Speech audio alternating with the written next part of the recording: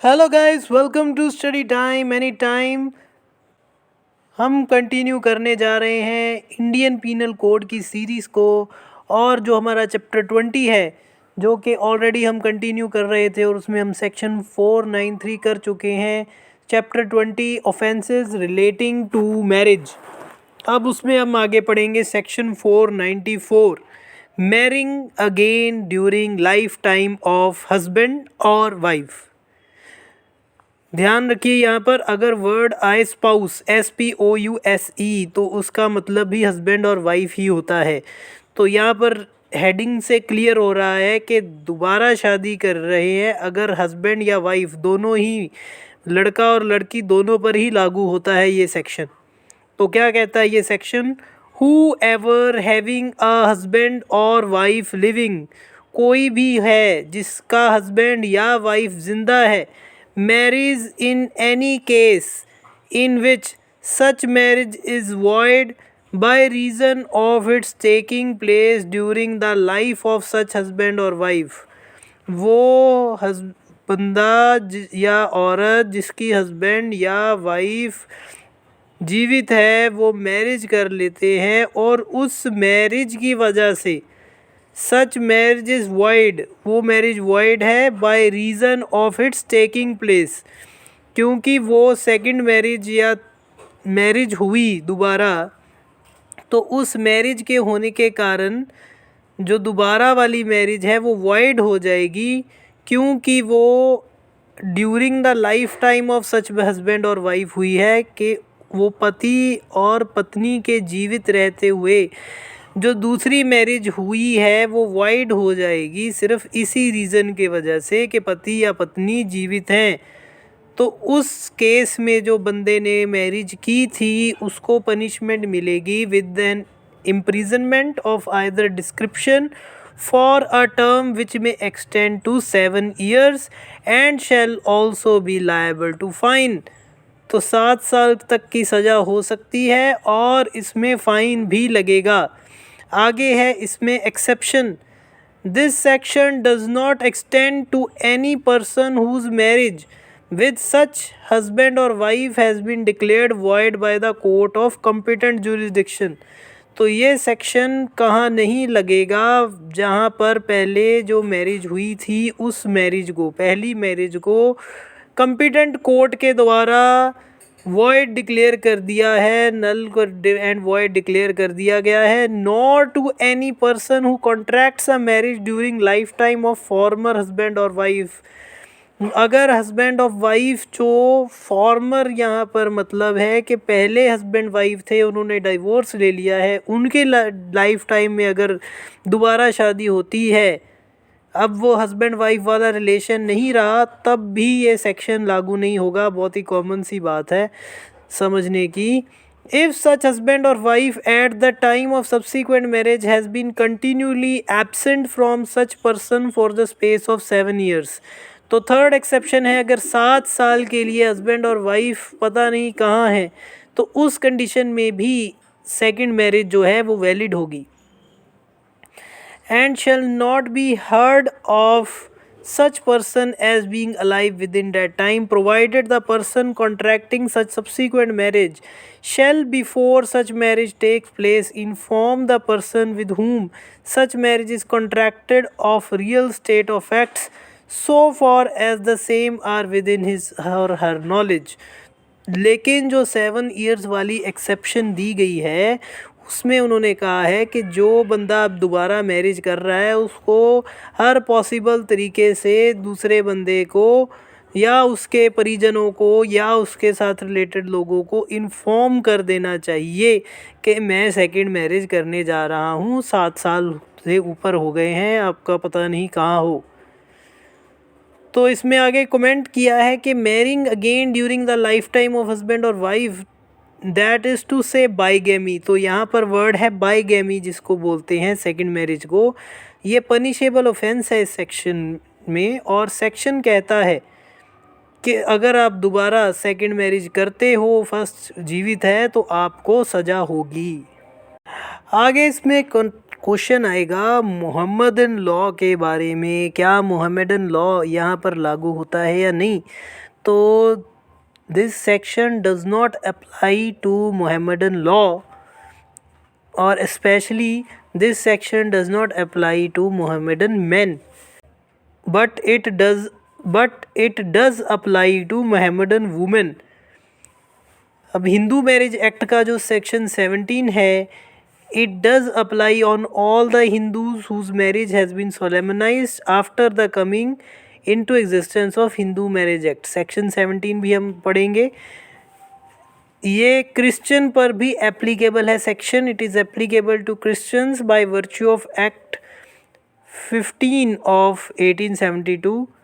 It is applicable on Parsis by virtue of Act 3 of 1936 and to all whose marriages have been solemnized under the Special Marriage Act 1954। तो उन सिर्फ Mohammedan man को छोड़कर Parsi, Christian, Hindus, special marriage act सब पर ये section लागू होता है। अब हम देखेंगे essentials of section 494 of IPC. कब सेक्शन 494 आप पर लग सकता है, किसी पे लागू हो सकता है, उसकी कौन सी कंडीशंस हैं। पहली है the first marriage should be according to law, that is it should be a legal marriage. The first marriage should be according to the law, that is it should be legal. जो आदमी को आप second marriage के लिए punish करना चाहते हो, उसकी फर्स्ट मैरिज लॉ के अकॉर्डिंग लीगली मैरिज होनी चाहिए। ये नहीं कि उसकी फर्स्ट मैरिज है वो इलीगल हो, वॉइड हो या वैलिड ना हो। तो first marriage according to law valid होनी चाहिए। Second marriage should have taken place, तो उस फर्स्ट मैरिज के बाद उसकी सेकंड मैरिज होनी भी ज़रूरी है। थर्ड पॉइंट है the first marriage should B existing. जब सेकंड मैरिज उसने करवाई तो फर्स्ट मैरिज एग्जिस्ट करनी चाहिए। जब सेकंड मैरिज उसने करवाई तो फर्स्ट मैरिज जो है वो एग्जिस्ट करनी चाहिए। Fourth the spouse must be alive, जो उसका स्पाउस है वो जीवित होना चाहिए। लास्ट है both marriages should be valid, और जो सेकंड मैरिज भी करवाई है वो भी वैलिड होनी चाहिए। सिर्फ फर्स्ट मैरिज के वैलिड होने से नहीं चलेगा, सेकंड मैरिज भी वैलिड होनी चाहिए। आगे है क्लासिफिकेशन ऑफ ऑफेंस। तो बहुत ही इम्पॉर्टेंट है ये कि जो ऑफेंस है सेक्शन 494 में, ये नॉन कॉग्निजेबल ऑफेंस है, ये बेलेबल ऑफेंस है, और ये कंपाउंडेबल है when permitted by the court which is trying the case. तो जहाँ पर केस चल रहा है वो अगर परमिट कर दे तो ये केस कंपाउंडेबल है, यानी इसमें आप केस को विड्रॉ कर सकते हैं with the consent of the court. और ये जो केस है ये चलेगा magistrate of first class. Next है इसमें who can file a complaint, कौन ये केस फाइल कर सकता है। Any person who has been deceived by their partner can file the complaint. तो कोई भी इस केस को फाइल कर सकता है, चाहे वो हस्बैंड है या वाइफ है।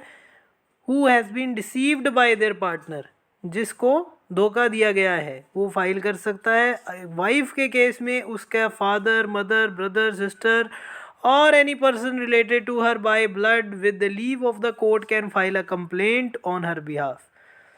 लेकिन हस्बैंड के केस में only he is permitted to file the complaint. और अगर वो हस्बैंड आर्मी में है तो आर्मी में अगर वो अपनी ऑफिशियल ड्यूटी निभा रहा है, उस केस में वो किसी और को अटॉर्नी दे सकता है कि वो केस फाइल करे। Bigamy versus polygamy. तो बाईगैमी है when a person marries another person despite the fact that he has been married legally before. तो एक शादी के बजाय वो दो शादी कर लेता है, तो दो शादी वाले को बोलते हैं बाईगैमी। लेकिन अगर एक समय पर आदमी के कई शादियां हो जाएं, कई विवाह हो जाएं, तो वो हो गया पॉलीगैमी। तो रिलीजियस प्रैक्टिस के अकॉर्डिंग इसको अगर हम चेक करें तो it is not a religious practice. Bigamy religious practice में नहीं है, लेकिन मुस्लिम में polygamy it is considered to be a religious practice and it is seen in Muslim religion mostly. Knowledge के हिसाब से अगर देखा जाए, अगर इनका डिफ्रेंशिएशन किया जाए तो बाईगैमी द सेकंड स्पाउस में not be aware of the first marriage. जो फर्स्ट मैरिज है उसके रिगार्डिंग जो सेकंड स्पाउस है जिससे दोबारा शादी हुई है वो अवेयर नहीं होना चाहिए फर्स्ट मैरिज के. The first spouse comes to know about the fact only after the second marriage.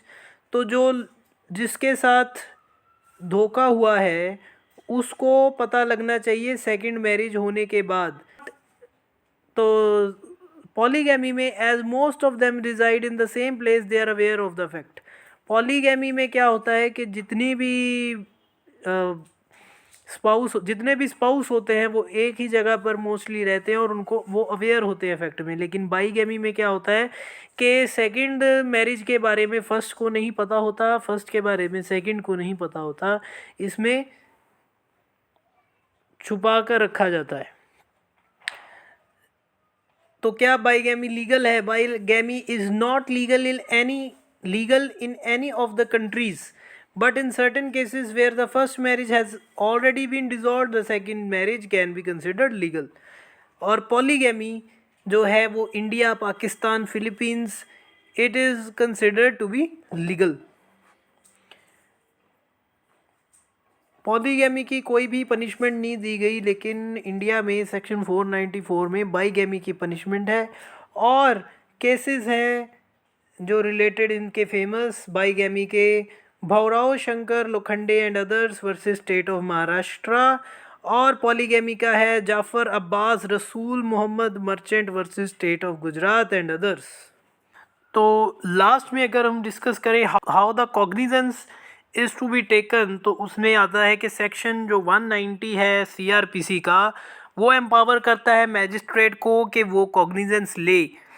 और टू टेक कॉग्निजेंस एंड जब कंप्लेंट उसके पास आती है किसी भी स्पाउस की तरफ से या पर्सन रिलेटेड की तरफ से, other than a police officer और अपॉन हिज नॉलेज कि ऐसा कोई क्राइम कमिट हुआ है, तो section 198 of this code which relates to prosecution for offences against marriage brings in the concept of complaint by an aggrieved person. Section 198 से ये power derive होती है जो है ऑफेंसेस अगेंस्ट मैरिज में प्रोसिक्यूशन स्टार्ट करने के रिलेटेड. और a conjoint reading of section 190, 198 and 198A of this code makes it clear that a complaint under section 494 of IPC must be made by the aggrieved person. तो this is the end of the video. अगर आपको कोई इसमें question है क्या आप इसमें कुछ ऐड ऑन चाहते हो और डिटेल चाहते हो तो प्लीज़ कमेंट. वीडियो अच्छा लगा तो लाइक कीजिए और आप कमेंट सेक्शन में अगर थैंक्स लिखेंगे तो हमारी टीम को बहुत ही प्रोत्साहन मिलेगा और हम आपके लिए ऐसी अच्छी वीडियोज़ लाते रहेंगे. Thank you so much for discussion.